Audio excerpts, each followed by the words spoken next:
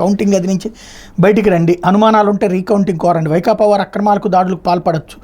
NDA నేతల అభ్యర్థులతో Zoom సమావేశంలో చంద్రబాబు దిశానిర్దేశం. ఎగ్జిట్ పోల్స్ అన్నీ ఎన్డీఏ వైపే ఉన్నాయి, గెలుపు మనదేనని ధీమా. పూర్తి స్థాయి ఫలితాలు వచ్చే వరకు అశ్రద్ధ వద్దని, కౌంటింగ్ పూర్తయ్యే వరకు కేంద్రంలోనే ఉండి ఆర్ఓ నుంచి డిక్లరేషన్ ఫారం తీసుకున్నాక బయటికి రావాలని ఎన్డీఏ అభ్యర్థులకు తెలుగుదేశం పార్టీ అధినేత చంద్రబాబు సూచించారు. కౌంటింగ్ ప్రక్రియపై అనుమానాలు ఉంటే రీకౌంటింగ్ కోరాలన్నారు.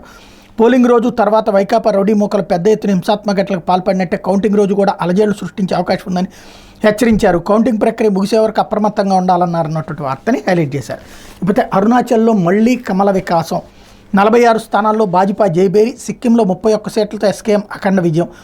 ఈశాన్య భారత రాష్ట్రమైన అరుణాచల్ ప్రదేశ్లో బీజేపీ ప్రభంజనం సృష్టించింది. తాజాగా అసెంబ్లీ ఎన్నికల్లో ఘన విజయం సాధించి వరుసగా 3వ ప్రభుత్వాన్ని ఏర్పాటు చేసేందుకు సిద్ధమైంది అన్నటువంటి వార్తని ఇక్కడ ప్రధానంగా హైలైట్ చేశారు. ఇందులో ఏదైతే రాష్ట్ర వ్యాప్తంగా దేశవ్యాప్తంగా జరిగినటువంటి దాంట్లో మెయిన్ 4 రాష్ట్రాల అసెంబ్లీ ఎన్నికలు జరిగితే అరుణాచల్, సిక్కిం నిన్న కౌంటింగ్ జరిగినాయి.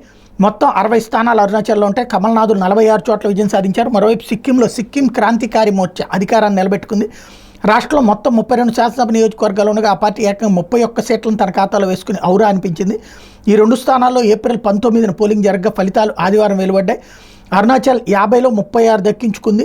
సూర్యుడు ఉదయించే భూమిగా పేరున్న అరుణాచల్లో 10 అసెంబ్లీ స్థానాలకు బీజేపీ ముందే ఏకగ్రీవంగా గెలుచుకుంది. ముఖ్యమంత్రి పెమా ఖండు బరిలో నిలిచిన ముక్తో స్థానం కూడా అందులో ఒకటి.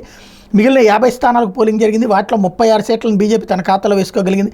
National people's party NPP 5, nationalist congress party NCP 3, people's party of Arunachal PPA 2 స్థానాలు విజయం సాధించే. 19 చోట్ల పోటీ చేసిన కాంగ్రెస్ ఒక్క స్థానంలో గెలుపుతో సరిపెట్టుకుంది. 3 నియోజకవర్గాల్లో స్వతంత్రులు జయబేరు మోగించారు. రాష్ట్రంలో తొలిసారి అసెంబ్లీ ఎన్నికల బరిలో దిగిన 20 నుంచి 20 మంది ఈ దఫా విజయం సాధించారు. వాళ్ళలో బీజేపీ నుంచి అత్యధికంగా 11 మంది ఉన్నారు. 2019లో బీజేపీ 41 సీట్లు గెలుచుకోవడం ద్వారా అధికారం నిలబెట్టుకున్నటువంటి సంగతి గమనార్హం అంటూ హైలైట్ చేశారు. అదే సందర్భంలో సిక్కింలో బీజేపీకి ఘోర పరాజయం ఎదురైంది. సిక్కింలో